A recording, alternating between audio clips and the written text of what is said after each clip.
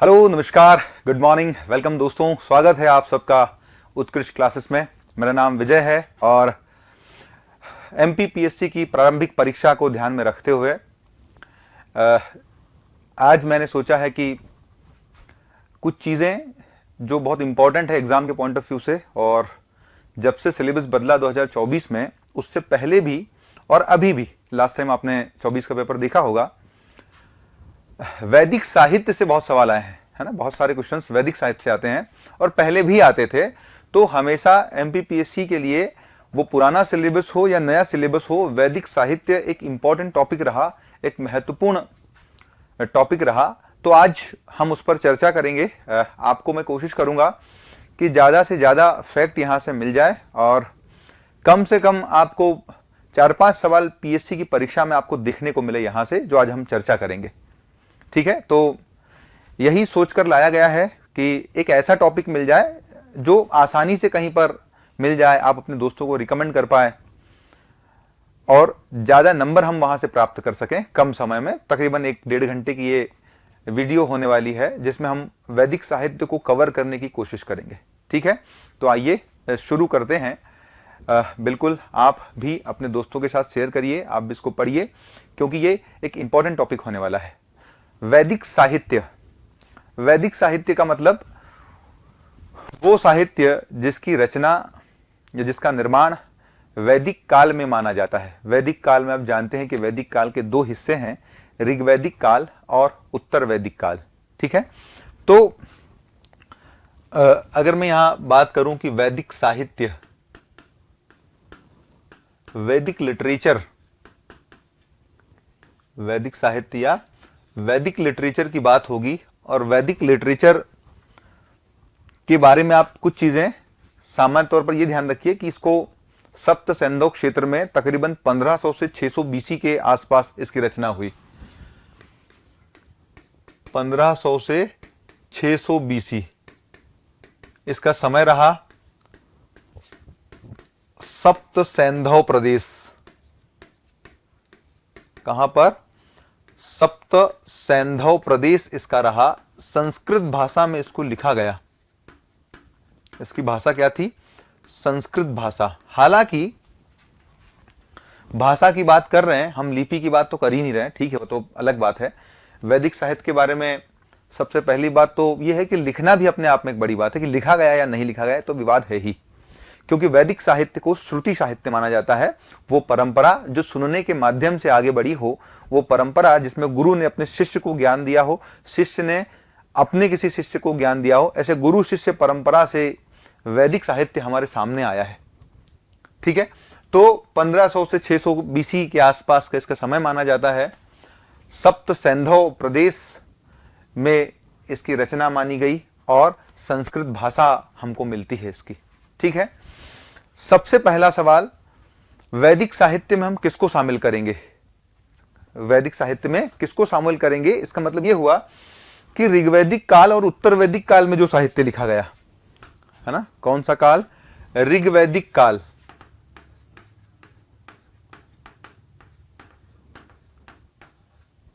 ऋग्वैदिक काल यानी कि 1500 बीसी से 1000 बीसी, 1500 बीसी से 1000 बीसी, और उत्तर वैदिक काल,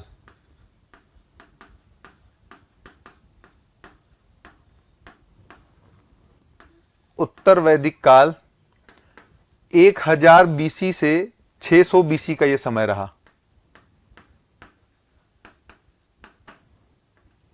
और इसमें जो साहित्य लिखा गया वो वैदिक साहित्य कहलाया।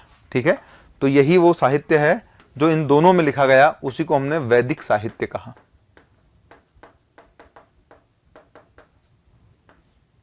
क्या है? वैदिक साहित्य है। अब आप एक बात ध्यान रखिए कि वैदिक साहित्य में हम किन चीजों को शामिल करते हैं। सबसे पहला सवाल तो यहां से बनेगा, क्रम क्या रहा उनका, एक बार आप इसको भी देखिए। वैदिक साहित्य में सबसे पहले वेदों की बात की जाती है। वैदिक साहित्य में वेद, वेदों के बाद ब्राह्मण ग्रंथ, वेदों के बाद क्या है? ब्राह्मण ग्रंथ, ब्राह्मण ग्रंथों के बाद में आरण्यक, ब्राह्मण ग्रंथों के बाद में आरण्यक और आरण्यक के बाद में उपनिषद। उपनिषद, वेद, ब्राह्मण ग्रंथ, आरण्यक और उपनिषद, इस क्रम को ध्यान रखिए और इसे ही वैदिक साहित्य कहते हैं। यही क्या है? वैदिक साहित्य है। तो वैदिक साहित्य में वेद, वैदिक साहित्य में ब्राह्मण ग्रंथ, वैदिक साहित्य में आरण्यक और वैदिक साहित्य में उपनिषद, ये चार चीजें हैं। अब आपसे सवाल बनेगा, जैसे मान लीजिए उसने वेद दे दिया, उपनिषद दे दिया, आरण्यक दे दिया और पुराण दे दिया, और वो पूछेगा कि इनमें से किसे वैदिक साहित्य में शामिल नहीं किया जाता, तो पुराण उत्तर होगा। लेकिन आप यहां देखिए ना कि वेद, ब्राह्मण ग्रंथ, आरण्यक और उपनिषद, ये चार चीजें ही हैं जिनको वैदिक साहित्य में शामिल किया जाता है। ठीक है, चलिए तो हम शुरू करते हैं और पहला टॉपिक हम वेदों पर चर्चा करने वाले हैं। ठीक है, वेद, ब्राह्मण ग्रंथ, आरण्यक और उपनिषद क्रम से हम चर्चा करेंगे और हम कोशिश करेंगे कि 1-1.5 घंटे की क्लास में इसको कंक्लूड कर पाए। ठीक, चलिए आगे चलते हैं। तो वेदों पर हम चर्चा करेंगे। वेद,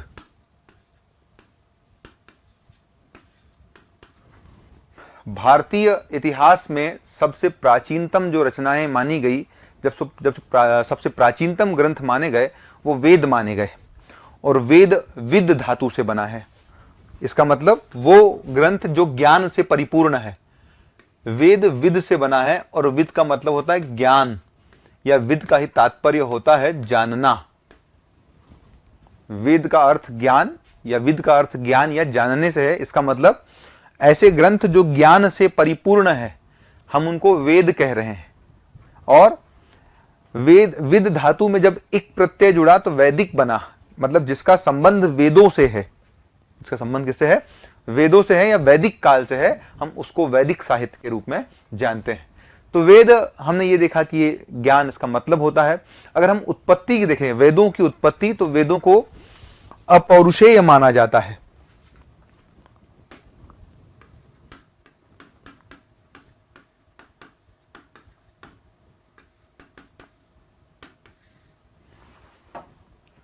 वेदों की उत्पत्ति का एक सिद्धांत है व्यवहारिक सिद्धांत, या एक मैं कहूं कि धार्मिक सिद्धांत है, और एक व्यवहारिक सिद्धांत है।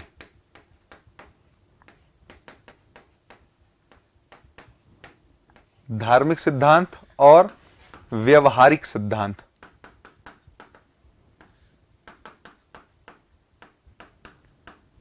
धार्मिक सिद्धांत और व्यवहारिक सिद्धांत। धार्मिक सिद्धांत हमको मिलता है शतपथ ब्राह्मण में। वेदों की उत्पत्ति का धार्मिक सिद्धांत हमको शतपथ ब्राह्मण में मिलता है, जहां पर वेदों को देवताओं से उत्पन्न बताया गया, और इसीलिए हम इसको अपौरुषेय कहते हैं। क्या है ये? तो धार्मिक सिद्धांत ही कहता है अपौरुषेय। वैदिक साहित्य को अपौरुषेय कहा गया।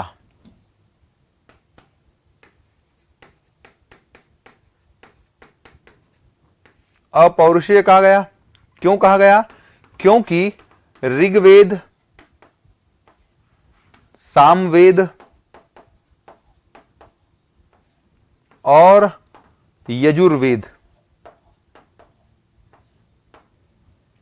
ऋग्वेद, सामवेद और यजुर्वेद,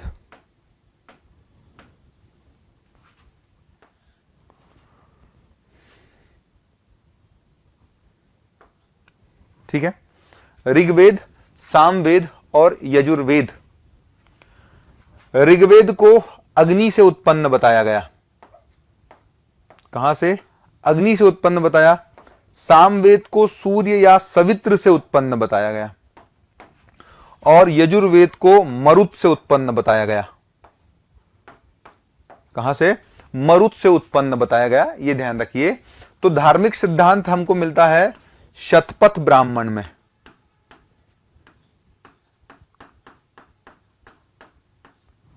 ये मैंने यहां से सवाल बनेगा आपको, यहां से है ना, क्या क्वेश्चन बनेगा कि वेदों की उत्पत्ति का धार्मिक सिद्धांत हमको शतपथ ब्राह्मण में मिलता है, जबकि व्यवहारिक सिद्धांत के माध्यम से कहा गया कि वैदिक साहित्य श्रुति साहित्य है।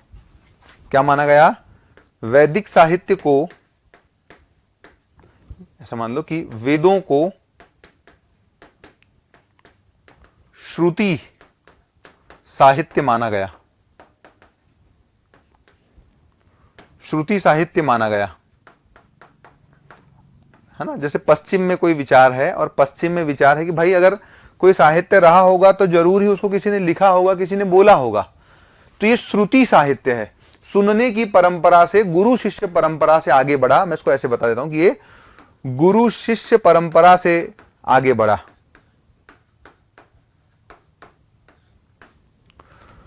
वैदिक काल में आश्रम होते थे, आश्रमों में शिष्य पढ़ने जाते थे, गुरुकुल परंपरा जिसको हम कहते हैं। और इस गुरुकुल परंपरा में जब गुरु अपने शिष्यों को जो ज्ञान देते थे वो ज्ञान सुना जाता था, लिखा तो नहीं जाता था।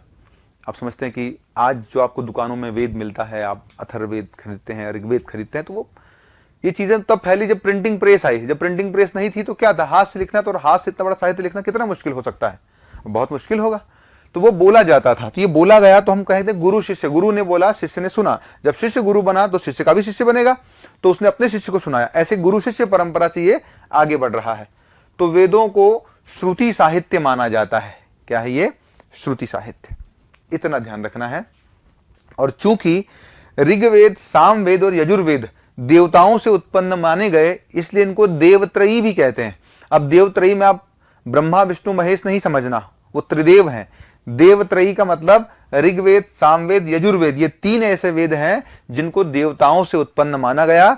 जबकि अथर्ववेद के जो संकलन करता है या रचयिता है, उनको अथर्वा ऋषि और अंगिरस ऋषि को माना जाता है ना। गोपद ब्राह्मण में अथर्ववेद के लिए ही अथर्वांगिरस शब्द आता है, तो अथर्वा और अंगिरस ऋषि से संबंधित है। ठीक है, चलिए तो हम एक एक करके वेदों की बात करते हैं। ऋग्वेद में क्या इंपॉर्टेंट है और वहां से क्या सवाल आ सकते हैं। हम ऐसी कोई चीज की बात नहीं करेंगे जो बहुत इंपॉर्टेंट नहीं है, जो जो इंपॉर्टेंट है हम उसकी चर्चा करेंगे। ठीक, आइए। तो वेदों में ऋग्वेद,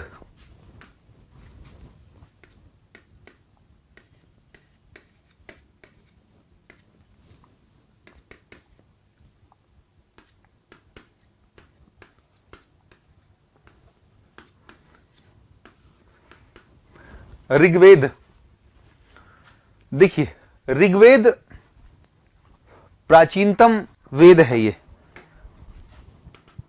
प्राचीनतम वेद है,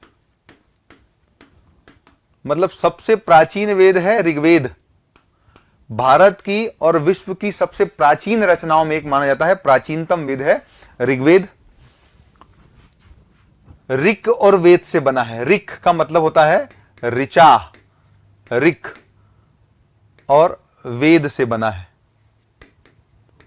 और ऋक का मतलब होता है छंदबद्ध रचना।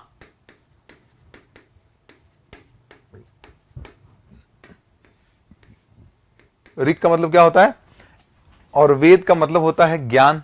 तो ऐसा ज्ञान जो छंदबद्ध रचनाओं में है वो ऋग्वेद में है।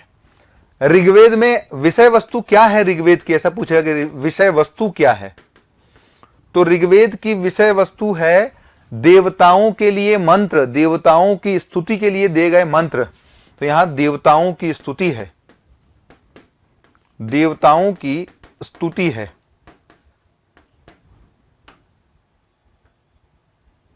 क्या इसमें? तो देवताओं की स्तुति की बात की गई है ऋग्वेद में। एक तो ये ध्यान रखिए, देवताओं की स्तुति।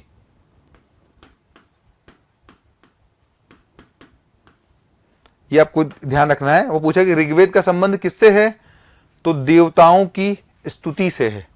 ऋग्वेद के संकलनकर्ता कौन है? ऋग्वेद के संकलनकर्ता, संकलनकर्ता तो कृष्ण द्वैपायन वेद व्यास। कृष्ण द्वैपायन वेद व्यास इसके संकलन करता है। एक ये भी इंपॉर्टेंट क्वेश्चन है, इसको भी ध्यान रखिएगा आप, है ना, कि ऋग्वेद का संकलन किसने किया? कृष्ण द्वैपायन वेद व्यास ने ऋग्वेद का संकलन किया। ऋग्वेद में 10 मंडल, 1028 सूक्त और 10,562, 10,600 ऐसे कुछ आपको डिफरेंस नंबर मिलेंगे, मंत्र हैं। ऋग्वेद में 10 मंडल, 1028 सूक्त और 10,562 या कुछ लोग 10,600 मंत्रों की बात करते हैं। कभी गलत नहीं होगा और ये दो ऑप्शन आएंगे तो ठीक है। तो 10,562 या 10,600 मंत्र आपको इसमें मिलेंगे। क्लियर है। तो ये हमने कुछ चीजें देखी कि सबसे प्राचीन वेद है, देवताओं की स्तुति से संबंधित है, कृष्ण द्वैपायन वेदव्यास इसके संकलन करता है, और 10 मंडल, 1028 सूक्त और 10,600 मंत्र इसमें मिलेंगे। और एक चीज और, इनका जो अध्येता होता है वो पुरोहित जो ऋग्वेद का पाठ करते हैं उनको होत्र या होता कहा जाता है। तो पाठकर्ता या अध्येता, मैं लिखूं अध्येता या ऋग्वेद से संबंधित पुरोहित, और ऋग्वेद से संबंधित पुरोहित है होत्री, होत्र या कई बार इसको ही होता कहा गया, होत्र या होता। और उपवेद है आयुर्वेद,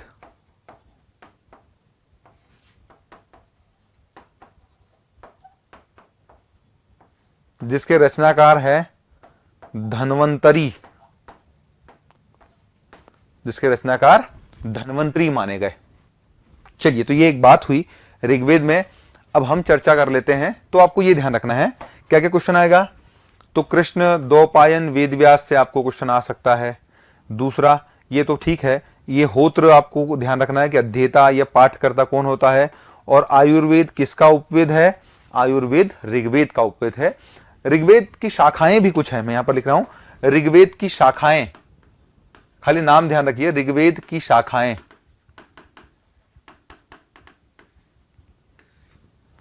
शाकल,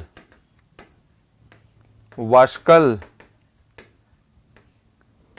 आश्वालायन, संखायन, संखायन और मांडुकेय। इनमें साकल शाखा सबसे महत्वपूर्ण है। साकल वास्कल की जानकारी हमारे पास है, जबकि आश्वालायन, संखायन और मांडुकेय की जानकारी हमारे पास नहीं है। ठीक है, शाकल और वास्कल की तो जानकारी है, जबकि आश्वालायन, संखायन और मांडुकेय की जानकारी हमारे पास नहीं है, ये ध्यान रखना। फिर भी ये 5 शाखाएं ध्यान रखना है कि ऋग्वेद की 5 शाखाएं हैं। ठीक है, चलिए कुछ मंडलों में हम कुछ मंडलों को देखते हैं जो इंपॉर्टेंट हो सकते हैं हमारे लिए, उसको देखते हैं। ठीक है, पहला जो मंडल है ना, ऋग्वेद का प्रथम मंडल या ऋग्वेद के मंडल,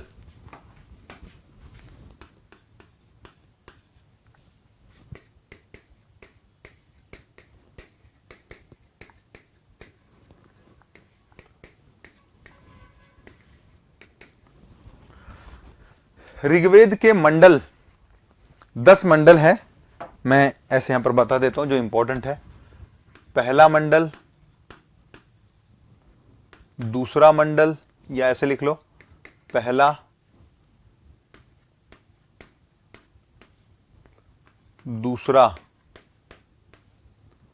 तीसरा,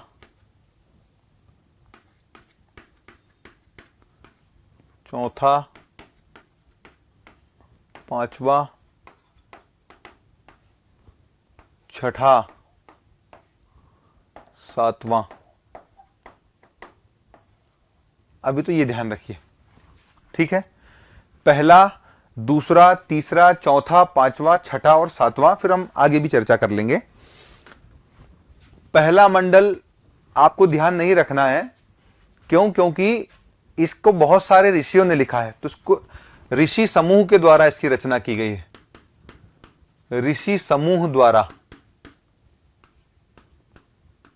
रचित माना गया, इसको ऋषि समूह द्वारा रचित माना गया। कई सारे ऋषियों का नाम आता है, मधुचंदा, दीर्घतमा, है ना, ऐसे कई सारे ऋषियों का नाम आता है, इसलिए आपको बहुत सारे नाम ध्यान रखने की आवश्यकता नहीं है। जहां जहां इंपॉर्टेंट है वो ध्यान रखेंगे। दूसरा मंडल जो है, अब दूसरे मंडल में क्या इंपॉर्टेंट है? तो गृत्समद ऋषि, इसके रचनाकार कौन है? रचनाकार गृत्समद तो रचनाकार है ग्रत्समद ऋषि। ध्यान रखिए, ग्रत्समद ऋषि रचनाकार है। दूसरा, द्वितीय मंडल को प्राचीनतम मंडल है ना, सबसे प्राचीन मंडल माना जाता है। ऋग्वेद का प्राचीन, सबसे प्राचीन मंडल माना जाता है। ऋग्वेद का सबसे प्राचीन मंडल माना जाता है। पहली बार आर्यों और अनार्यों में अंतर यहीं पर दिखाया गया।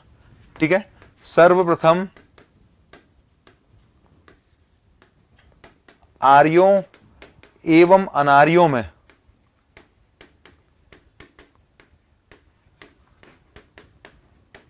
डिस्क्रिमिनेशन या जो विभेद दिखता है वो यहीं दिखता है। तो सबसे पहली बार, ये इंपॉर्टेंट है, आर्यों और अनार्यों में विभेद कहां दिखता है?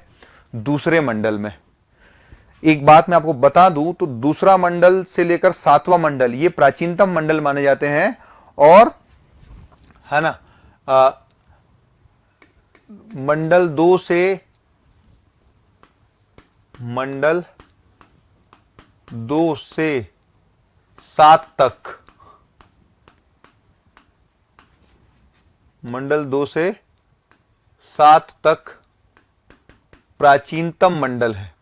उनमें भी 2 सबसे पुराना है तो प्राचीनतम मंडल है, और 2 से 7 मंडल, 2 से मंडल 7 को ही कहते हैं वंश मंडल। इनको ही क्या कहा जाता है? वंश मंडल या कुल मंडल या गोत्र मंडल।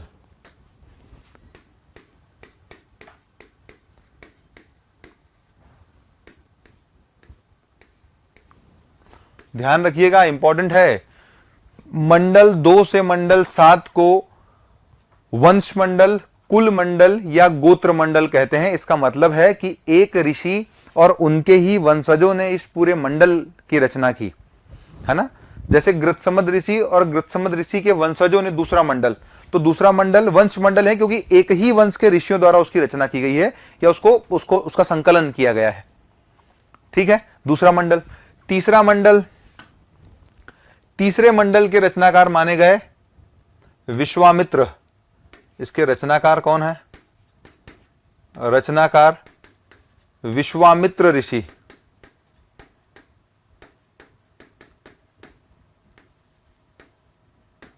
क्या है? तो तीसरा जो मंडल है उसके रचनाकार माने जाते हैं विश्वामित्र ऋषि। और आपको बताया कि यह भी अपने आप में क्या है? एक वंश मंडल है, एक कुल मंडल है। जो तीसरा मंडल है वो भी क्या है? कुल मंडल है। ये सूर्य को, सवित्र को समर्पित है। इसमें गायत्री मंत्र का उल्लेख है, ये भी ध्यान रखना है, गायत्री मंत्र का उल्लेख।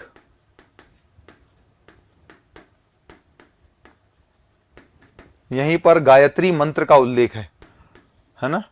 और आप गायत्री मंत्र को अगर ठीक से पढ़ें तो आपको समझ में आएगा, गायत्री मंत्र का उल्लेख है।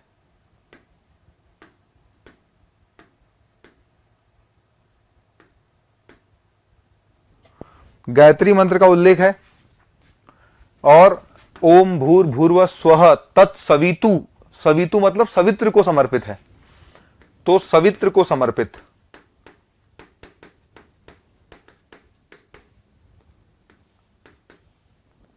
तो यह ध्यान रखना है कि तीसरा मंडल किसको समर्पित है? सूर्य या सवित्र को समर्पित है तीसरा मंडल। क्लियर है? तो तीसरे मंडल के रचनाकार विश्वामित्र ऋषि हैं, यह ध्यान रखना है। और गायत्री मंत्र यहीं पर है और सवित्र को समर्पित है। चौथा मंडल वामदेव ऋषि इसके रचनाकार हैं। इसके रचनाकार कौन है?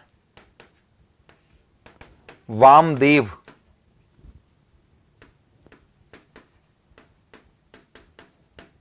वामदेव ऋषि इसके रचनाकार हैं। और यहां पर क्या मिलता है?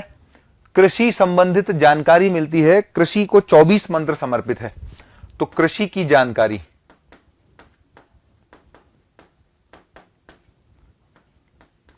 या 24 मंत्र समर्पित है किसको? हाँ, कृषि को 24 मंत्र। इसका मतलब है कि 24 मंत्रों में कृषि का उल्लेख किया गया है। ठीक है। मंडल के रचनाकार हैं अत्रि ऋषि।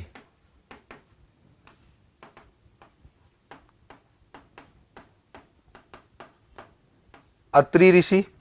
छठा मंडल भारद्वाज ऋषि। छठे मंडल के रचनाकार कौन है?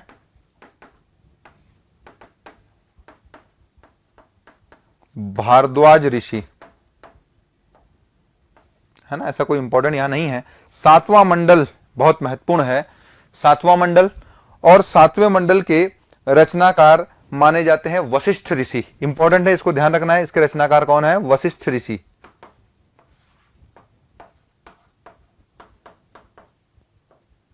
वशिष्ठ ऋषि। सातवां मंडल जो है उसमें दशराग्य युद्ध का वर्णन है। किसका युद्ध है? दशराग्य युद्ध का वर्णन है ना, कि दशराग्य युद्ध का वर्णन यहां पर मिलता है। दशराग्य, दशराग्य युद्ध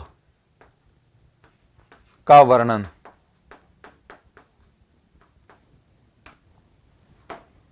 दशराग्य युद्ध का वर्णन है, ठीक है। अब दशराग्य युद्ध का वर्णन है तो दशराग्य युद्ध कहां हुआ? दशराग्य युद्ध रावी नदी, रावी या परुषणी नदी के किनारे।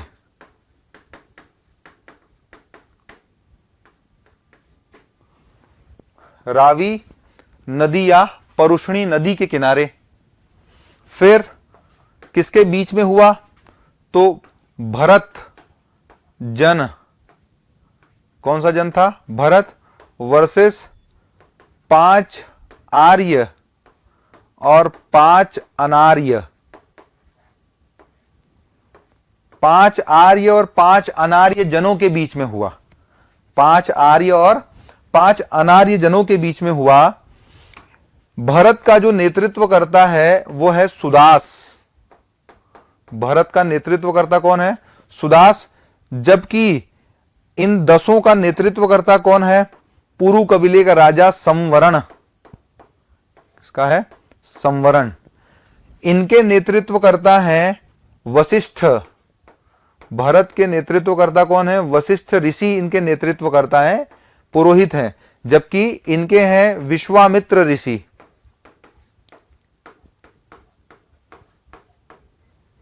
कहते हैं कि भरत कबीले के राजा सुदास ने विश्वामित्र को अपने राजपुरोहित के पद से हटाया था और वशिष्ठ को बनाया, तो इससे रुष्ट हो गए विश्वामित्र। विश्वामित्र ने 10 कबीलों को इकट्ठा किया और भरत के खिलाफ लड़ाई हुई। ये लड़ाई हुई कहां? रावी नदी के किनारे। इसमें 5 जो आर्य कबीले हैं वो यदु, अनु, द्रुहु, पुरु और तुर्वस है। जबकि 5 अनार्य कबीले अलिन, पख्त, भलानस, शिव और विषणिन, ये 5 अनार्य कबीले हैं। हालांकि एक बार मेंस में सवाल आता ऋग्वैदिक पंचजन। आप तो इतना ध्यान रखिए कि परुषणी नदी के किनारे हुआ। दशराग्य युद्ध का वर्णन 7वें मंडल में है। 7वां मंडल वरुण देवता को समर्पित है। मैं यही 7वां मंडल लिख रहा हूं, वरुण देवता को समर्पित।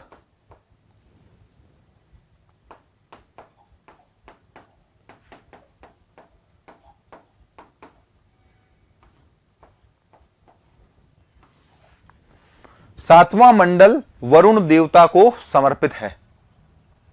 क्लियर है? चलिए, हमने 7वें तक पढ़ा, 8वां मंडल देखते हैं।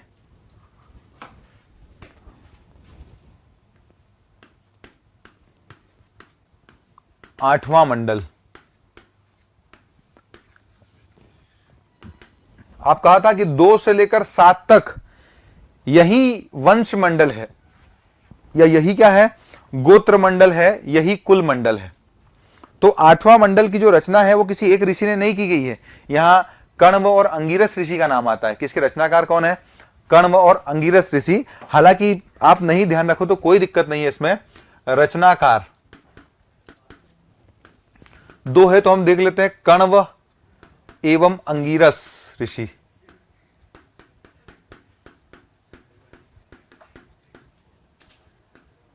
कण्व और अंगिरस ऋषि का उल्लेख आता है 8वें मंडल में। 8वां मंडल विदुषी स्त्रियों का उल्लेख, विदुषी स्त्रियों का उल्लेख,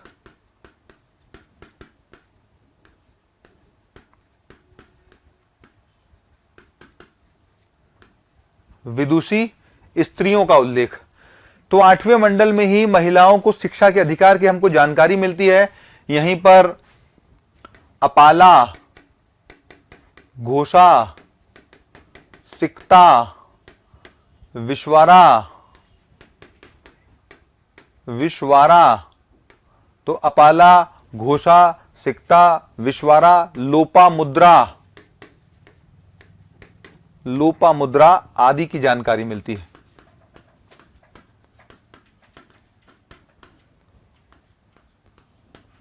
ठीक है, तो इन अलग अलग विदुषी स्त्रियों की जानकारी यहीं से मिलती है, पढ़ी लिखी महिलाओं की जानकारी मिलती है, ध्यान रखिए। 9वां मंडल सोम ऋषि, पवमान ऋषि का नाम आता है 9वां मंडल। हालांकि मैं ये कह रहा हूं कि आपको अगर यहां ऋषियों का नाम ध्यान नहीं रखना तो कोई दिक्कत नहीं है, क्योंकि संभावना कम ही है कि यहां से पूछा जाए। एक जो ऋषि होंगे उनसे पूछा जाएगा। 9वां मंडल सोम और पवमान ऋषि।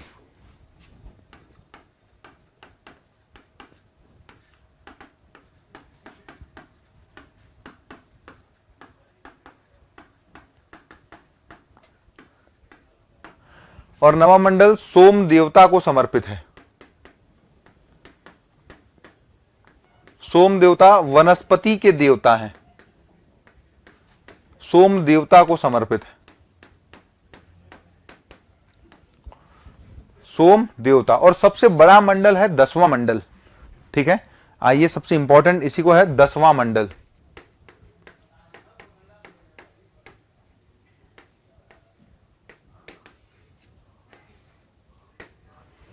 कश्यप ऋषि है। ठीक है, और ऐसे और भी कई सारे ऋषि हैं। तो 10वां मंडल के रचनाकार कश्यप ऋषि।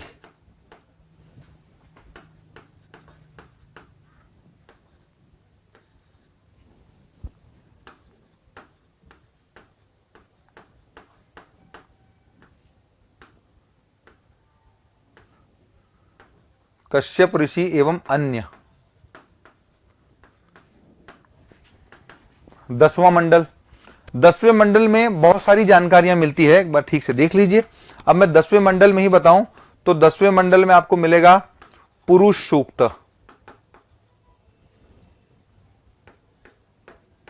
10वें मंडल का पुरुष सूक्त। 10वें मंडल में नदी सूक्त,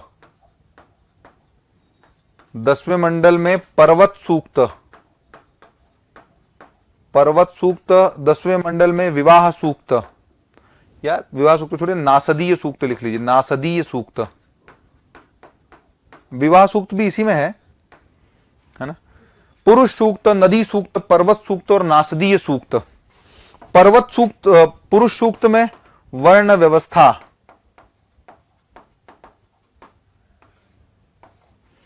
है ना।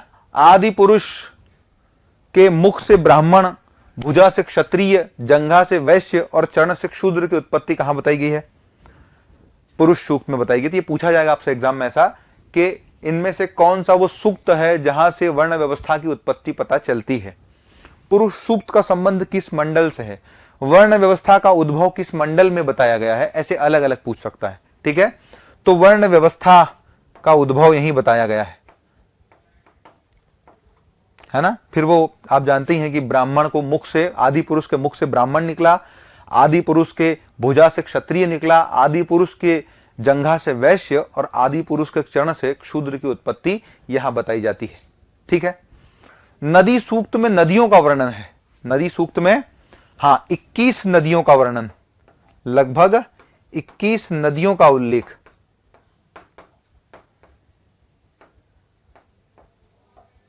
मैं आपको अभी बता दूंगा कौन कौन सी वो नदियां और क्या क्या उनके नाम है। 21 नदियों का उल्लेख। इसके अलावा पर्वत सूक्त में हिमवंत और मुजवंत, हिमवंत, मुजवंत। हिमवंत कहा गया हिमालय, हिमवंत हिमालय कहा गया जबकि मुजवंत हिंदू कुश कहा गया।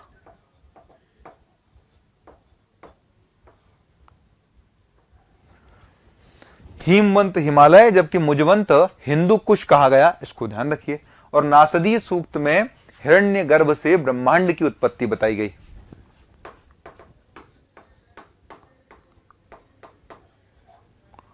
हिरण्यगर्भ से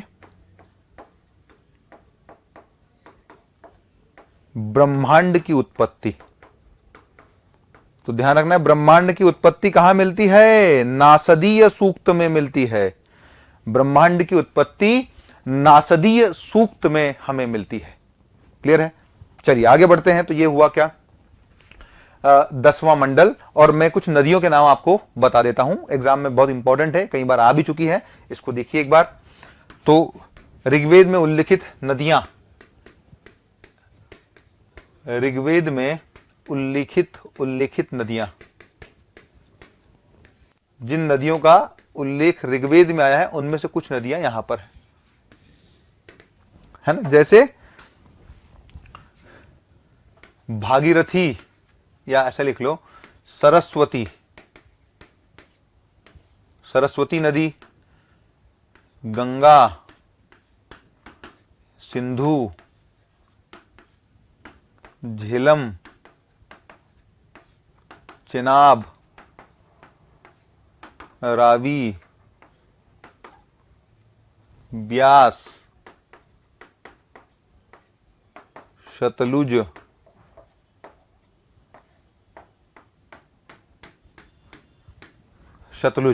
सरस्वती, नदी तमा। सरस्वती के लिए क्या नाम आता है? नदी तमा।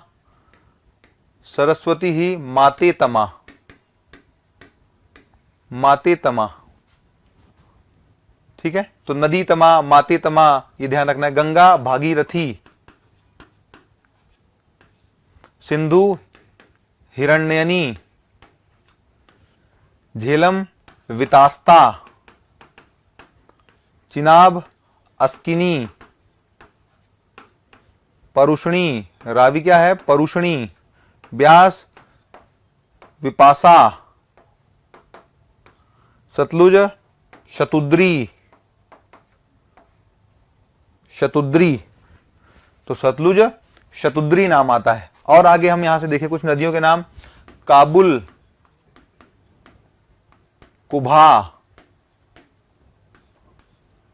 कुर्रम नदी, क्रुमु, यमुना, यामी नदी, यमुना, यामी। क्लियर है? तो ये कुछ नदियों के नाम हैं जो आपको ऋग्वेद में मिलते हैं। ठीक है? धृषदती, घग्गर, घग्गर को धृषदती नाम मिलता है, घग्गर, दृषधती, दृषधती नाम घग्गर के लिए भी आता है। तो ऐसे नाम, ये कुछ इंपॉर्टेंट नाम है जो आपको ऋग्वेदिक काल में ऋग्वेद में नदियों के नाम मिलते हैं। ठीक है? तो ये ध्यान रखिए। नदी तमा, देवी तमा, माते तमा, सरस्वती, गंगा, भागीरथी, सिंधु, हिरण्यनी, झेलम वितास्ता, चिनाब अस्किनी, रावी, परुषणी, ब्यास विपासा, सतलुज शतुद्री, काबुल, कुभा, कुर्रम, क्रुमु, यमुना, यामी, घग्गर, धृषदती, ये इन नदियों का उल्लेख मिलता है। तो ये हमने चर्चा की किसके बारे में? डिटेल में हमने आपको बहुत सारे फैक्ट्स बताए ऋग्वेद के बारे में। क्लियर है? ठीक है, चलिए आगे बढ़ेंगे।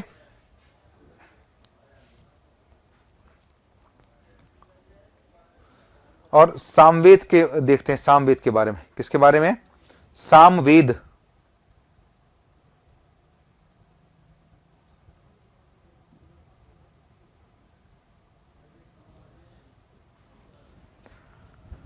सामवेद।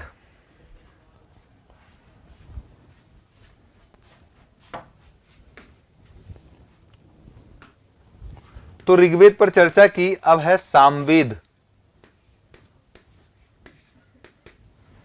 साम का मतलब ही होता है संगीत, तो कहेंगे ये संगीत से संबंधित है, संगीत से संबंधित वेद।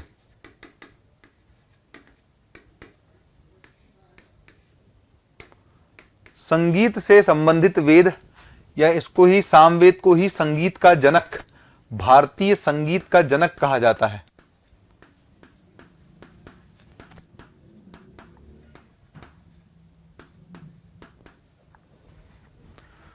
संगीत से संबंधित है, सामवेद को ही भारतीय संगीत का। कुल जो है इसमें 1875 मंत्रों की बात है। कितने मंत्र हैं? हाँ, 1875 मंत्र हैं। 1875 मंत्र हैं। मूल मंत्र इसमें कितने हैं? 75। मूल मंत्र मतलब जो स्वयं सामवेद के हैं, मतलब 75 मंत्र सामवेद के हैं, और जो ऋग्वेद के हैं वो 1800 मंत्र ऋग्वेद से आए। तो 1800 मंत्र इसमें ऋग्वेद के ही हैं। मूल तो कितने इसके? 75। ऐसे टोटल 1875 है। तो 1800 ऋग्वेद के हैं, 1800 ऋग्वेद के हैं और 75 सामवेद के मूल मंत्र हैं। ये ध्यान रखना है, इसलिए हमने कहा इसमें कुल 1875 मंत्र हैं और लयबद्धता के साथ ऋग्वैदिक मंत्रों को यहां गाया गया है ना? ऋग्वैदिक मंत्रों को ही लयबद्धता के साथ यहां पर गाया गया है। तो सबसे पहली बार हम कहेंगे कि संगीत की जानकारी, या कहेंगे 7 स्वरों की जानकारी कहां मिलती है? यहीं पर। तो सर्वप्रथम संगीत के 7 स्वरों की जानकारी, संगीत के 7 स्वरों की जानकारी कहां मिलती है? सामवेद में मिलती है। सामवेद के बारे में कहा गया कि सामवेद की जो शाखाएं हैं वो 3 शाखाएं मानी गई, कौथुम शाखा, जैमिनी शाखा और राणानीय शाखा। कौन कौन सी है? कौथुम, जैमिनीय और राणानीय शाखाएं।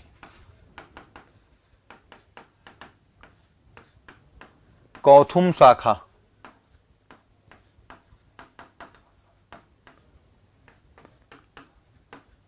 जैमिनीय शाखा और राणानीय शाखा।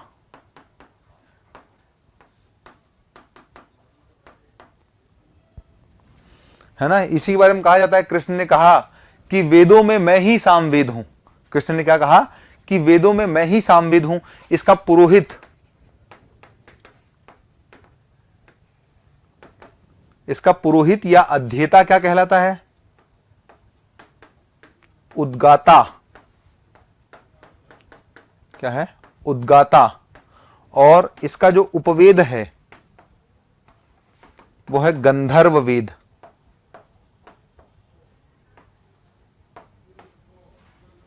उपवेद क्या है? गंधर्व वेद इसका उपवेद है।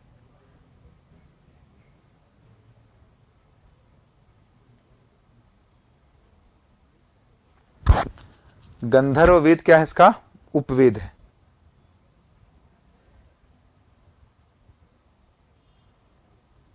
क्लियर है? आपने गंधर्व वेद के बारे में सुना होगा, है ना? गंधर्व वेद भरत मुनि ने जो नाट्य शास्त्र लिखा है ना, भरत मुनि का, वहां से हम जानते हैं कि भरत मुनि ने ही रचना की, किसकी? गंधर्व वेद की, भरत मुनि।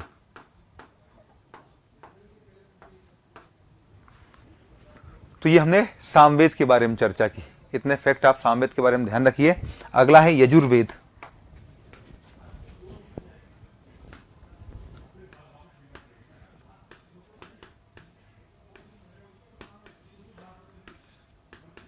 यजुर्वेद, यजुर्वेद ऐसा वेद है जो गद्य और पद्य दोनों में है ना? यजुर्वेद ऐसा एक वेद है जो गद्य और पद्य, यज्ञों से संबंध, सबसे पहली बात ध्यान रखना, यज्ञों से संबंधित है। यज्ञों से संबंधित ज्ञान जिस वेद में है उसको ही कहा गया यजुर्वेद। यज्ञों से संबंधित ज्ञान ही यजुर्वेद में लिखा गया है। कर्मकांडों से संबंधित, मैं यहां भी लिख रहा हूं, फिर से ध्यान रखना है, कर्मकांडीय वेद है या कर्मकांडों से संबंधित है। कर्मकांडों से संबंधित।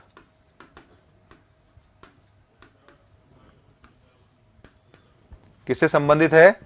तो यजुर्वेद कर्म कांडों से संबंधित है, गद्य और पद्य दोनों में लिखा गया है, गद्यात्मक एवं पद्यात्मक शैली।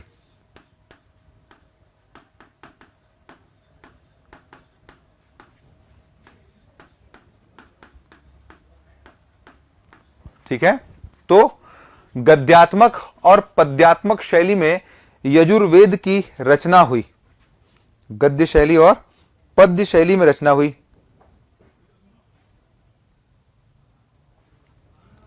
लगभग 3987 के आसपास, 3987 या 88 मंत्र हैं, है ना।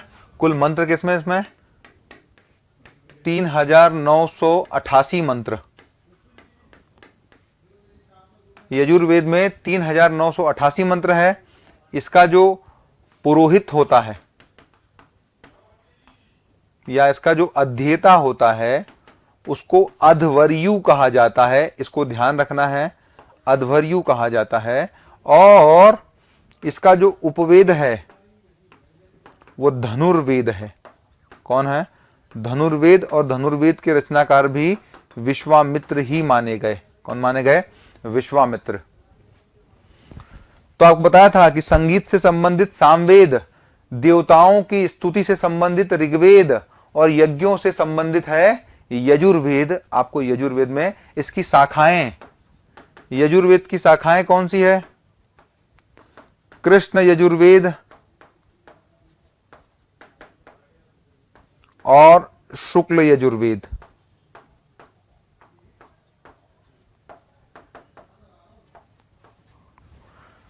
कृष्ण यजुर्वेद और शुक्ल यजुर्वेद यजुर्वेद की शाखाएं। चलिए आगे चलते हैं और अथर्ववेद की ओर रुख करते हैं। चौथा वेद और सबसे नवीनतम वेद इसको माना गया, अथर्ववेद।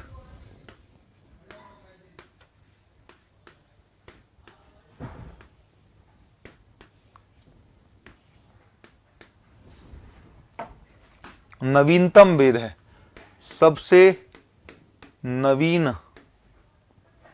वेद।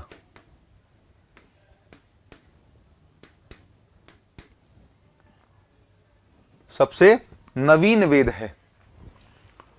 गोपद ब्राह्मण में अथर्वांगिरस कहा जाता है, इसको ही अथर्वांगिरस।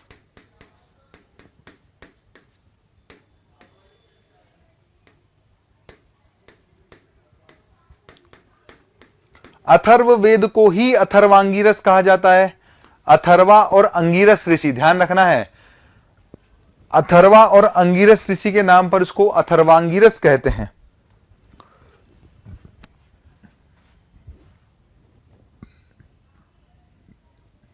अथर्वांगिरस कहते हैं। ठीक है, 20 मंडल 731 सूक्त है इसमें, 20 मंडल 731 सूक्त और 5987 मंत्र हैं।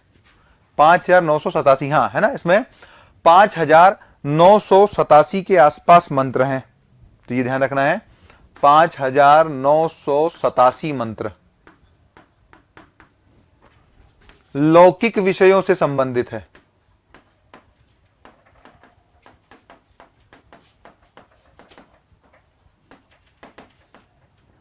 लौकिक विषयों से संबंधित है, इसका मतलब कि यहां पर सामाजिक आर्थिक जानकारी, मंत्र, जादू टोना, वशीकरण, ये सब यहां पर मिलता है। तो लौकिक विषयों से संबंधित है। यहां पर हम कहेंगे कि औषधि, चिकित्सा, जादू टोना, वशीकरण आदि से संबंधित है, ये ध्यान रखना है। और लौकिक विषयों से संबंधित है, इसीलिए इसको वेदत्रयी में शामिल नहीं किया गया। वेदत्रयी में शामिल नहीं, मतलब वेदत्रयी कौन हुए, ऋग्वेद, सामवेद और यजुर्वेद को वेदत्रयी कहा गया, जबकि अथर्ववेद को वेदत्रयी में शामिल नहीं किया गया। एक बार ये क्वेश्चन आ भी चुका है, आप अभी भी ध्यान रखिए कि अथर्ववेद को वेद त्रयी में शामिल नहीं करते। अथर्ववेद को ही श्रेष्ठ वेद, अथर्ववेद को ही ब्रह्मवेद और अथर्ववेद को ही भैषज वेद कहते हैं।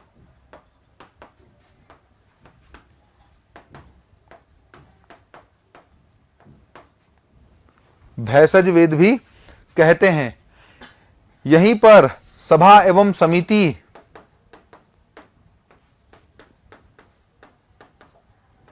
को प्रजापति, सभा एवं समिति को प्रजापति की पुत्रियां कहा गया। यहीं पर कन्या जन्म की निंदा की गई। अथर्ववेद में ही क्या किया गया? कन्या जन्म की निंदा की गई। अथर्ववेद में ही या अथर्ववेद के ही पृथ्वी सूक्त में, अथर्ववेद का ही पृथ्वी सूक्त, और पृथ्वी सूक्त में पृथ्वी को माता या मातृभूमि की अवधारणा आती है। मातृभूमि की अवधारणा,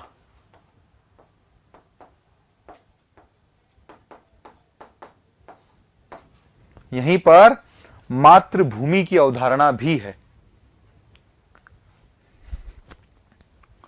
ठीक है, तो ये हुआ कुछ फैक्चुअल इंफॉर्मेशन हमारे पास अथर्ववेद से।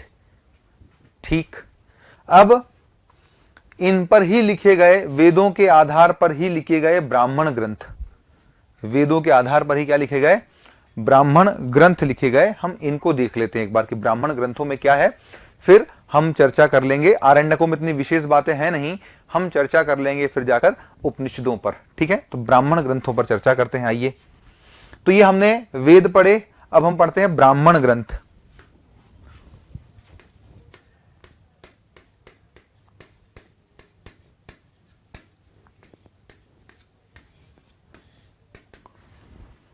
ब्राह्मण ग्रंथों में मैं कहूंगा कि वेदों को गद्यात्मक शैली में, वेदों की गद्यात्मक शैली में ही व्याख्या, वेदों की गद्यात्मक शैली में व्याख्या,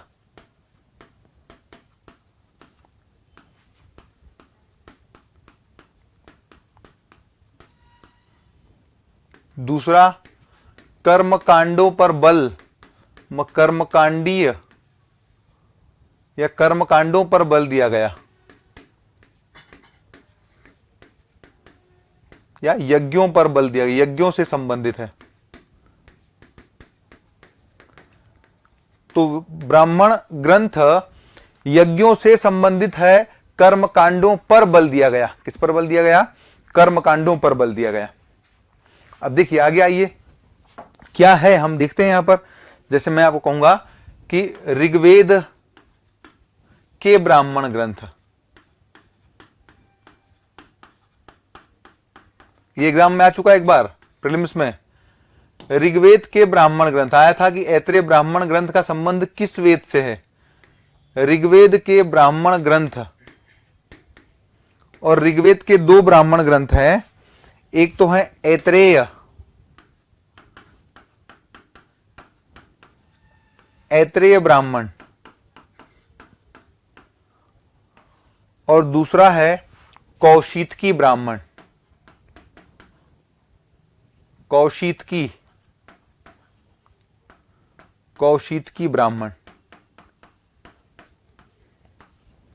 ठीक है, ऐत्रेय ब्राह्मण और कौशितकी ब्राह्मण। देखिए ऐत्रेय ब्राह्मण में क्या क्या चीजें हैं जो परीक्षा में आई जा सकती हैं। ऐत्रेय ब्राह्मण के रचनाकार महिदास को माना जाता है। कहते हैं कि महिदास ने अपनी माता इतरा के नाम पर ऐत्रेय ब्राह्मण की रचना की। महिदास की माता का नाम इतरा था, तो इतरा से क्या हुआ? ऐत्रेय हुआ। हमको क्या क्या जानकारियां मिलती है? तो राज्य की अवधारणा, यहीं पर राज्यारोहण, किसकी जानकारी मिलती है? राज्यारोहण, राजा की शपथ, राजा की शपथ। इसके अलावा यहीं पर राजत्व का दैवीय सिद्धांत, राजत्व के दैवीय सिद्धांत की जानकारी।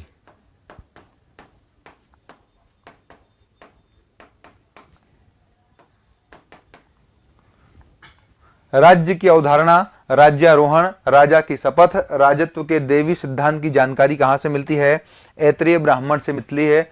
ऐत्रेय ब्राह्मण में ही वर्णों के अनुसार कर्मों का निर्धारण, वर्णों के अनुसार कर्म का निर्धारण, वर्ण के आधार पर कर्मों का निर्धारण कहां किया गया? यहीं पर। इसके अलावा कन्या जन्म को दुखों का कारण कहां बताया? यहीं पर। तो कन्या जन्म को दुखों का कारण बताया।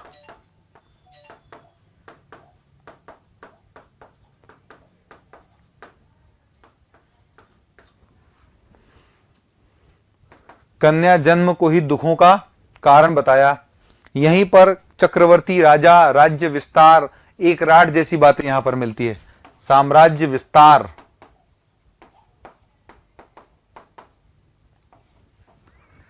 की जानकारी।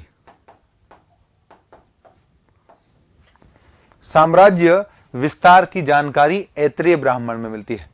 कौशितकी ब्राह्मण, कुशितक ऋषि ने लिखा, बहुत इंपॉर्टेंट चीज यहां पर ऐसी है नहीं कुछ। कुशितक ऋषि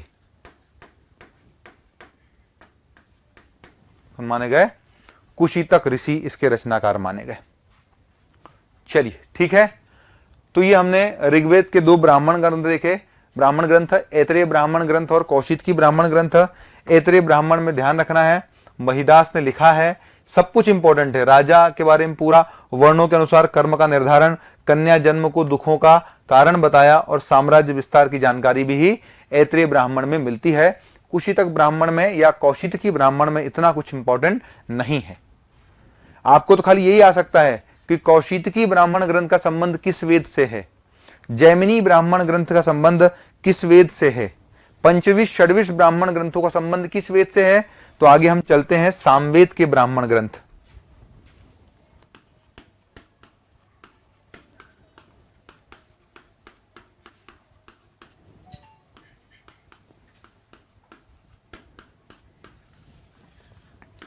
सामवेद के ब्राह्मण ग्रंथ, और सामवेद के ब्राह्मण ग्रंथों में पंचविश,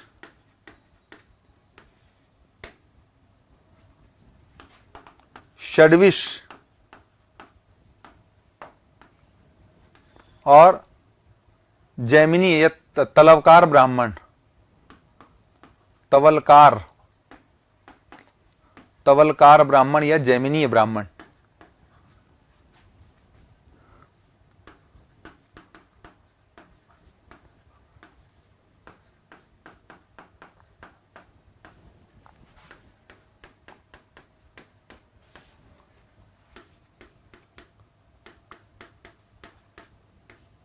इसे ही तांड्य ब्राह्मण कहते हैं,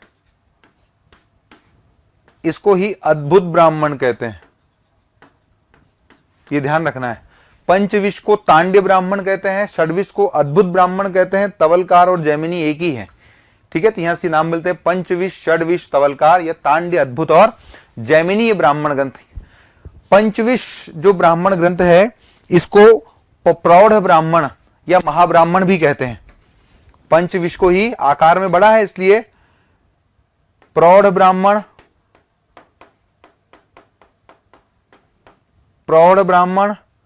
या इसको महाब्राह्मण भी कहते हैं, महाब्राह्मण। तो ये ध्यान रखना एक पॉइंट कि पंचविश को ही प्रौढ़ ब्राह्मण या महाब्राह्मण कहते हैं। पंचविश में ही सरस्वती नदी की विलुप्ति एवं पुनर्प्राप्ति की जानकारी,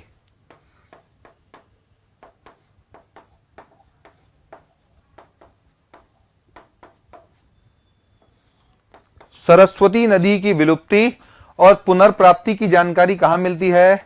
पंचविश ब्राह्मण में मिलती है। कहां मिलती है? पंचविश ब्राह्मण में मिलती है। ठीक है, तो पंचविश ब्राह्मण में ये जानकारी मिलेगी। षड्विश ब्राह्मण है ना, षड्विश ब्राह्मण में अकाल, अग्नि, भूकंप, भूकंप आदि की जानकारी।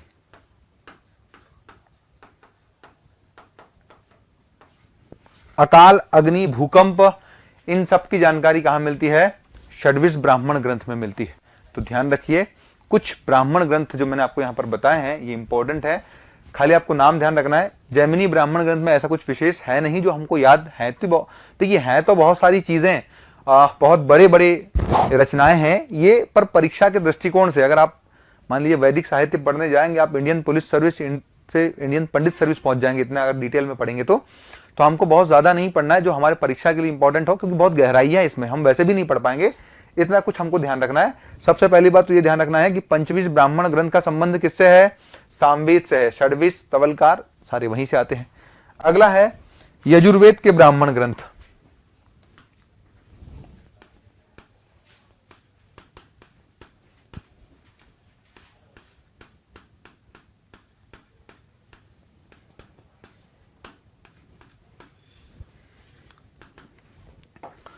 यजुर्वेद के ब्राह्मण ग्रंथ, और यजुर्वेद के ब्राह्मण ग्रंथों में एक तो है तैत्तिरीय,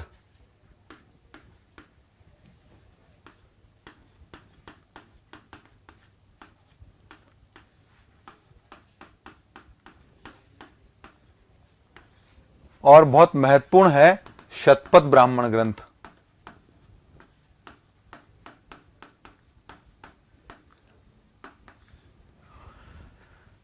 तैत्तिरीय और शतपथ ब्राह्मण ग्रंथ, ये दो यजुर्वेद के ब्राह्मण ग्रंथ हैं, तैत्तिरीय और शतपथ।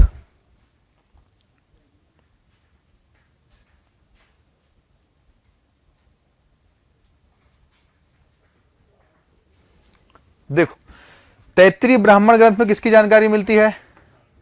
तितिर ऋषि के द्वारा इसको रचा गया है। इसमें त्रिऋण, किसकी? त्रिऋण,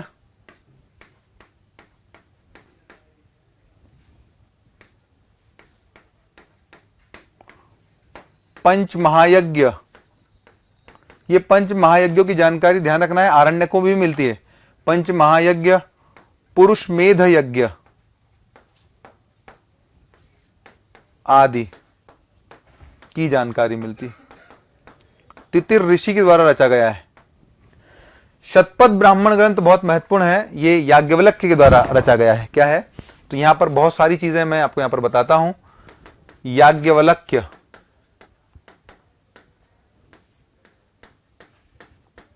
किसने रचा है? याज्ञवल्क्य ऋषि के द्वारा रचा गया है। शतपथ ब्राह्मण ग्रंथ को ही लघु वेद कहते हैं।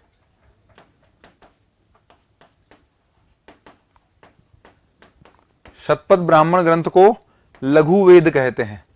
शतपथ ब्राह्मण ग्रंथ में ही वर्ण क्रम में परिवर्तन, सबसे पहली बार वर्ण क्रम में परिवर्तन की जानकारी कहां मिलती है?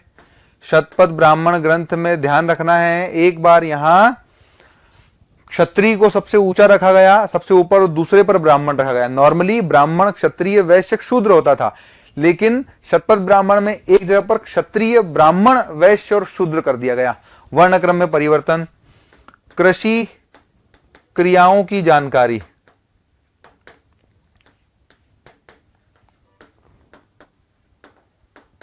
कृषि क्रियाओं की जानकारी का मतलब कृषंत, वपंत, लुणंत और मृणंत। कृषंत, वपंत, लुणंत, मृणंत की जानकारी यहीं पर मिलती है। कृषंत का मतलब जुताई करना, वपंत का मतलब बुआई करना, लुणंत का मतलब कटाई करना, और मृणंत का मतलब मढ़ाई करना। तो जुताई, बुआई, कटाई, मढ़ाई, ये कृषि विधियों की जानकारी। यहीं पर पत्नी के लिए, पत्नी को अर्धांगिनी कहा गया, पत्नी को अर्धांगिनी, पत्नी को अर्धांगिनी कहा गया। यहीं पर नर्मदा नदी और गंडक नदी का उल्लेख, नर्मदा एवं गंडक नदियों का उल्लेख, गंडक नदी को सदानीरा कहा गया।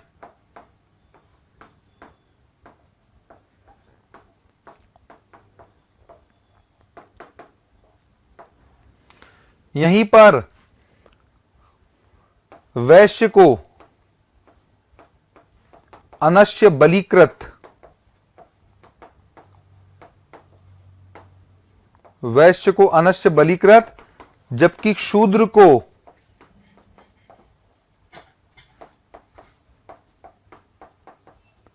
अनश्य प्रेष्य कहा गया। शूद्र को अनश्य प्रेष्य कहा गया। यहीं पर याज्ञवल्क्य,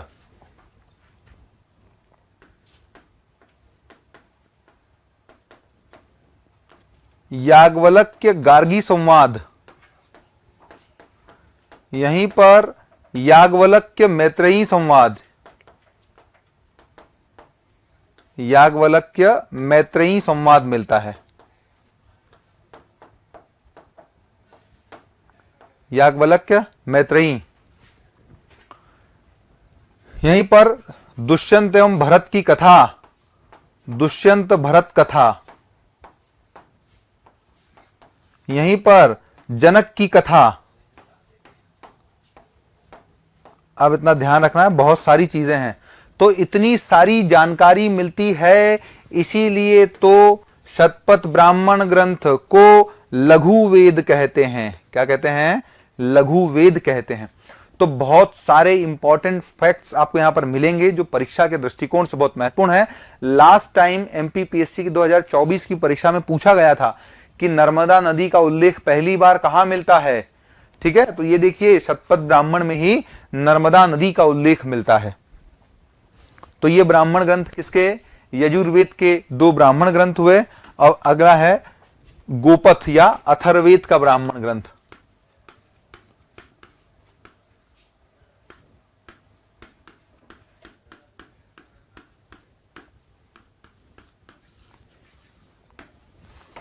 और वो एकमात्र है गोपथ ब्राह्मण।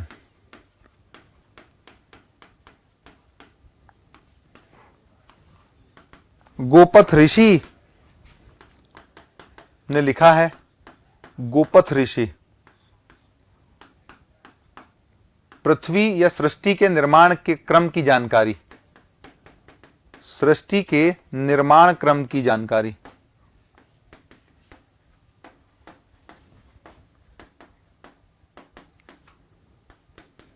और सृष्टि के निर्माण क्रम की जानकारी के बाद गोपथ ब्राह्मण में और क्या मिलता है? तो गोपथ ब्राह्मण में ओम और गायत्री, ओम एवं गायत्री का उल्लेख, गायत्री के महत्व की चर्चा।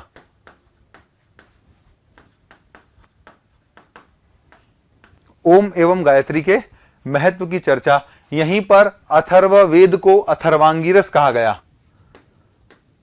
अथर्ववेद को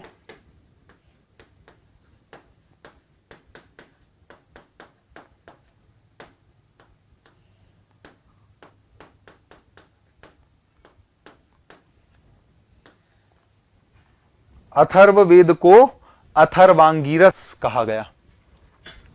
चलिए, तो ये हमने चर्चा की और आपको बताया कि ऋग्वेद के 2 ब्राह्मण ग्रंथ हैं, ऐत्रेय और कौशिकी। सामवेद के 3 ब्राह्मण ग्रंथ आपको बताए, पंचविश, षड्विश और जैमिनीय। आपको यजुर्वेद के 2 ब्राह्मण ग्रंथ बताए, ऐत्रेय और तैत्तिरीय और शतपथ ब्राह्मण ग्रंथ, और अथर्ववेद का एक बताया गोपथ ब्राह्मण ग्रंथ। ठीक है, आरण्यकों में ऐसा कोई विशेष बात तो है नहीं, बस ये ध्यान रखना है आरण्यकों से क्या सवाल आ सकता है। आरण्यक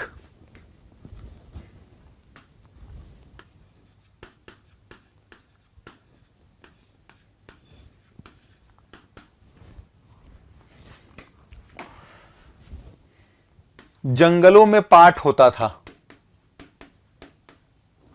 और जिस साहित्य का जंगल में पाठ हो उसको ही आरण्यक कहा गया। ये आध्यात्मिक चिंतन, आध्यात्मिक चिंतन से संबंधित ग्रंथ हैं।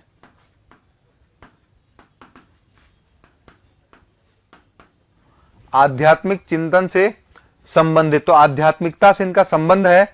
मैं एक फैक्ट यहां पर आपको बता दूं, इंपॉर्टेंट है कि अथर्ववेद का कोई ब्राह्मण ग्रंथ नहीं है। अथर्ववेद का कोई ब्राह्मण ग्रंथ नहीं, और कोई आरण्यक नहीं है, सॉरी, कोई आरण्यक नहीं है। मोस्ट इंपॉर्टेंट फैक्ट आपके लिए है ये कि अथर्व ऐसा कौन सा वेद है जिसका कोई आरण्यक मौजूद नहीं है, तो वो अथर्ववेद है जिसका कोई आरण्यक नहीं है। वरना इसके अलावा हम कहें कि ऋग्वेद के आरण्यक,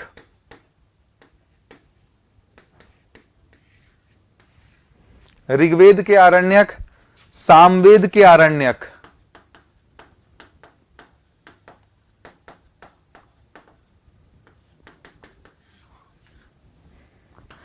और यजुर्वेद के आरण्यक,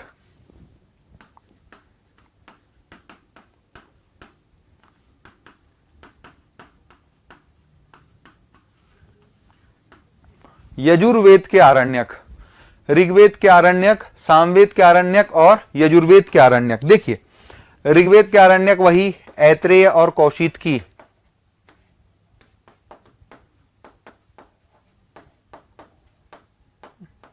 ऐत्रेय और कौशिकी आरण्यक। सामवेद के जैमिनीय, जैमिनी आरण्यक, छांदोग्य, जैमिनी और छांदोग्य आरण्यक। यजुर्वेद के तैत्तरीय आरण्यक,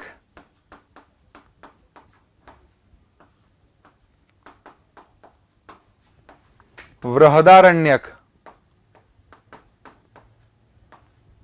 मैत्रायणी आरण्यक, बृहदारण्यक और मैत्रायणी आरण्यक, मैत्रायणी आरण्यक। ठीक है, तो जैमिनी आरण्यक और छांदोग्य आरण्यक, सामवेद के, यजुर्वेद के तैत्तरीय आरण्यक, बृहदारण्यक और मैत्रायणी आरण्यक, ऋग्वेद के ऐत्रेय आरण्यक और कौशिकी आरण्यक। जबकि अथर्ववेद का कोई भी आरण्यक उपलब्ध नहीं है, अथर्ववेद का आरण्य ग्रंथ नहीं है। क्लियर है? तो तीन चीजें हमने अब तक चर्चा की, वेद, ब्राह्मण, आरण्यक, और अंत में हम चर्चा कर रहे हैं वो है उपनिषद। ठीक है, उपनिषद।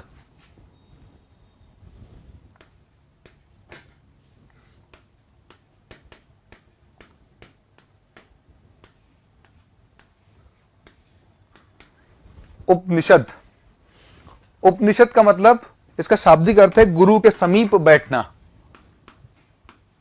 गुरु के समीप बैठकर प्राप्त किया गया ज्ञान।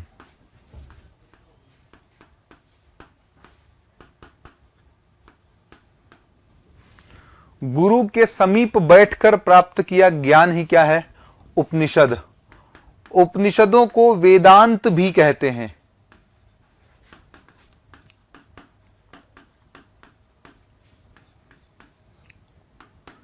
उपनिषदों को वेदांत, भारत दर्शन, दर्शन, आत्मा, जगत, ज्ञान, ब्रह्म आदि से संबंधित है।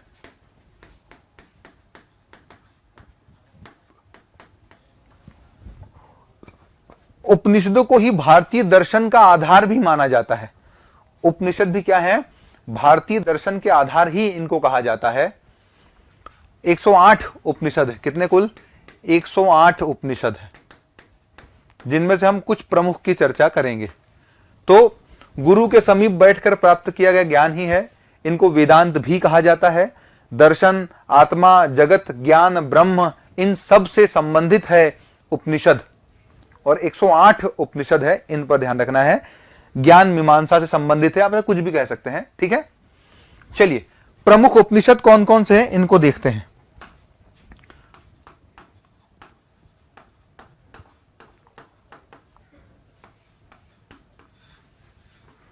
देखिए, प्रमुख उपनिषद मैं आपको यहां बता दूंगा।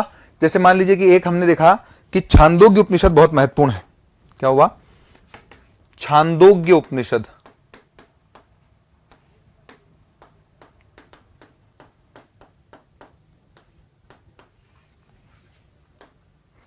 छांदोग्य उपनिषद, छांदोग्य उपनिषद सबसे प्राचीन उपनिषद है।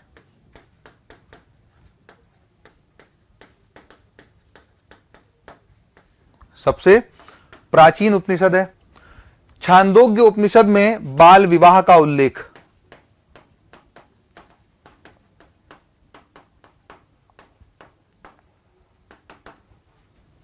बाल विवाह का सर्वप्रथम उल्लेख कहां है? छांदोग्य उपनिषद में। छांदोग्य उपनिषद में ही सबसे पहली बार आश्रम व्यवस्था का उल्लेख,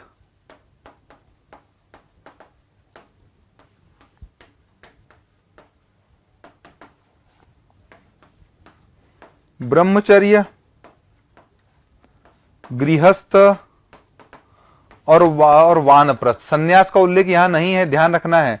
सिर्फ 3 आश्रमों का उल्लेख है। 3 आश्रम, कितने? 3। चौथा आश्रम पहली बार आपको मिलेगा जबालोपनिषद में, यहां तो 3 ही है ना। सर्वप्रथम कृष्ण का उल्लेख, सर्वप्रथम क्या है यहीं पर? कृष्ण का उल्लेख। देवकी के पुत्र और अंगिरस के शिष्य के रूप में उनको बताया गया। देवकी के पुत्र अंगिरस के शिष्य,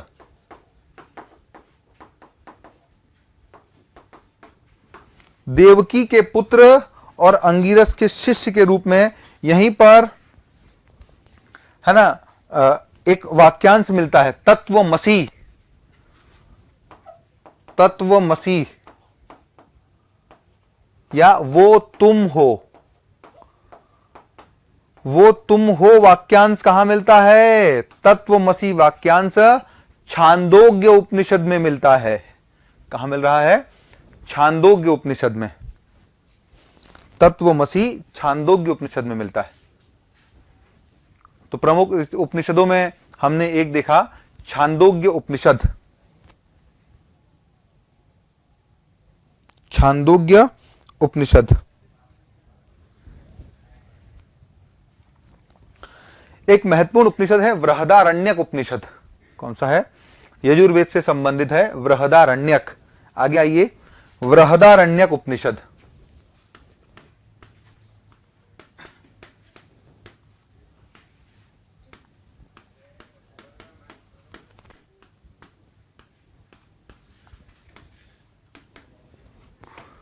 बृहदारण्यक उपनिषद सबसे बड़ा उपनिषद है।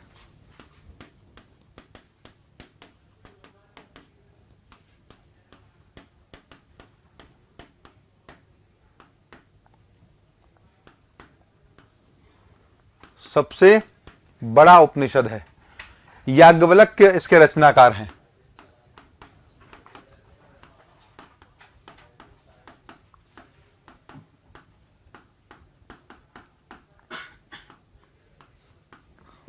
याज्ञवल्क्य ऋषि इसके रचना। तो बृहदारण्यक उपनिषद सबसे बड़ा उपनिषद है। इसके रचनाकार याज्ञवल्क्य ऋषि माने गए। यहीं पर याज्ञवल्क्य, मैत्रेयी और कात्यायनी संवाद मिलता है। याज्ञवल्क्य, मैत्रेयी, कात्यायनी संवाद की जानकारी मिलती है। आगे बढ़े, यहीं पर अस्तो मां सद्गमय तमसो मां ज्योतिर्गमय वाक्यांश मिलता है। अस्तो मां सद्गमय, अस्तो मां सद्गमय तमसो मां ज्योतिर्गमय।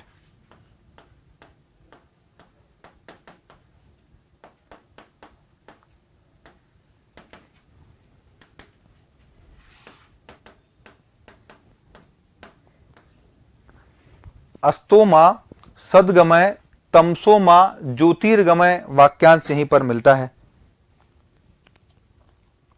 ठीक है, यहीं पर अहम ब्रह्मस्मि, अहम ब्रह्मस्मि, मैं ही ब्रह्म हूं वाक्यांश, अहम ब्रह्मस्मि वाक्यांश यहीं पर मिलता है, अहम ब्रह्मस्मि। तो ये सबसे बड़ा उपनिषद है। याज्ञवल्क्य इसके रचनाकार है, ये ध्यान रखना है। यहीं पर सर्वे भवन्तु सुखिनः सर्वे सन्तु निरामया, तो वाक्यांश यहीं पर मिलता है, सर्वे भवन्तु सुखिनः, सर्वे भवन्तु सुखिनः।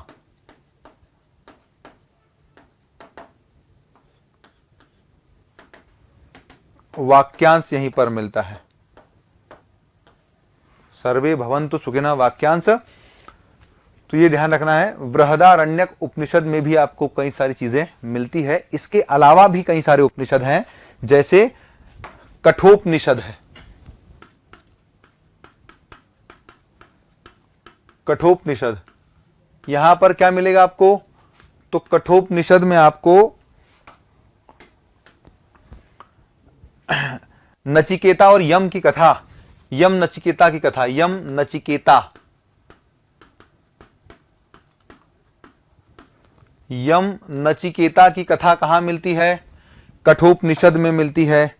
और आगे बढ़े, ठीक है, तो कठोपनिषद, कठोपनिषद का संबंध भी यजुर्वेद से ही है, ध्यान रखिए, लिख लीजिए वहां पर कि ये भी यजुर्वेद से संबंधित है।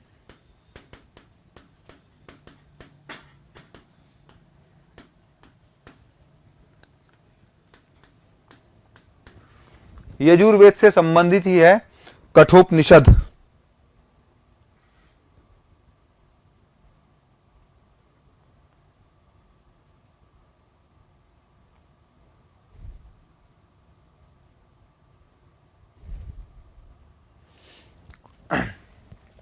ऐसे ही ईशावास्योपनिषद है, ईश उपनिषद, या इसको ईशावास्यो, ईश उपनिषद।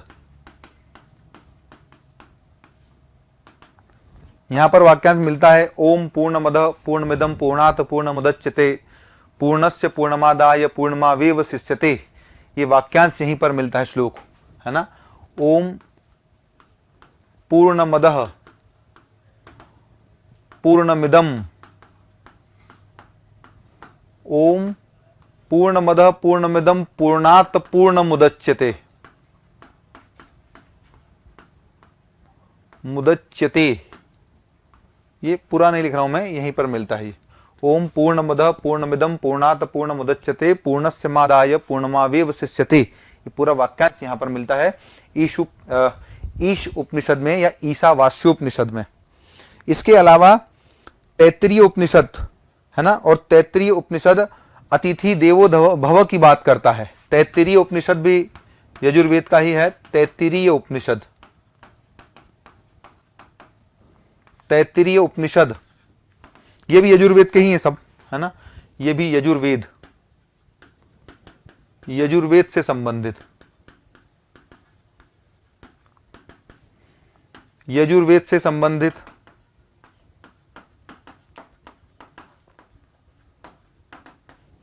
यहीं पर अतिथि देवो भव कहा गया है, अतिथि देवो भव। यहीं पर खूब अन्न उपजाने की बात कही गई,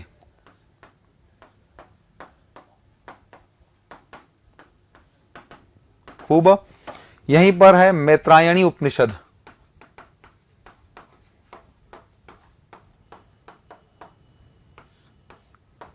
यह भी यजुर्वेद का ही है, यजुर्वेद से संबंधित है। और यहां पर स्त्री, स्त्री को मदिरा एवं द्यूत के समान,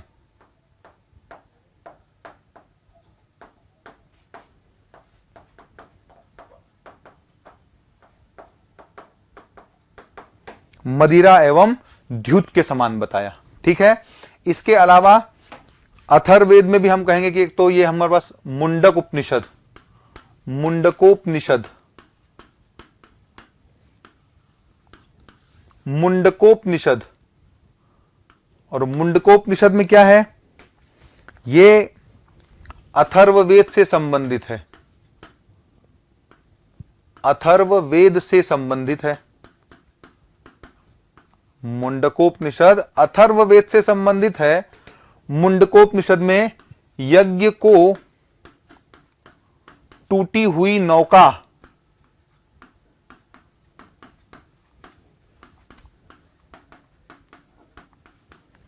यहीं पर सत्यमेव जयते वाक्यांश मिलता है। यहीं पर क्या मिलता है? सत्यमेव जयते वाक्यांश। यहीं पर मैं कहूं मांडुक्य उपनिषद,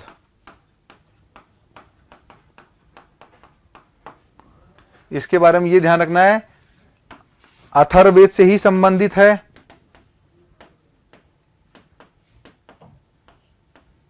से संबंधित और सबसे छोटा उपनिषद है।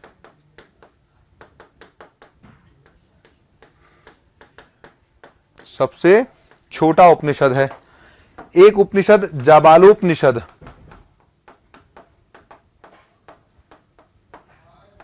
जाबालोपनिषद, और जाबालोपनिषद में 4 आश्रम, 4 आश्रमों का उल्लेख। देखो, पहली बार आश्रम व्यवस्था का उल्लेख छांदोग्य उपनिषद है, और पहली बार 4 आश्रम ब्रह्मचर्य, गृहस्थ, वानप्रस्थ और सन्यास,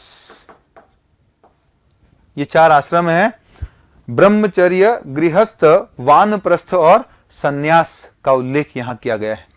ठीक है, तो आज हमने वैदिक साहित्य की चर्चा की। मैंने कोशिश की लगभग 1.5 घंटे में जितना हो पाया उतने मैक्स टू मैक्स फैक्ट्स आपको देने का प्रयास किया। आपको प्रीलिम्स के पहले एक बार जरूर इसको देखकर जाना है, अपने दोस्तों को सजेस्ट कीजिए, क्योंकि बहुत छठी छटाई चीजें यहां पर लाई गई है। वो चीजें जो परीक्षा के दृष्टिकोण से बहुत महत्वपूर्ण है। तो हमने वेदों के बारे में जाना, ब्राह्मण ग्रंथों के बारे में जाना, आरण्यकों के बारे में जाना और महत्वपूर्ण उपनिषदों के बारे में जाना। तो ये था उत्कर्ष परिवार की ओर से एमपीपीएससी प्रीलिम्स के लिए बच्चों के लिए एक विशेष चीज या वैदिक साहित्य जो परीक्षा के लिए बहुत महत्वपूर्ण है। आज के लिए इतना ही। आप सबका बहुत बहुत धन्यवाद।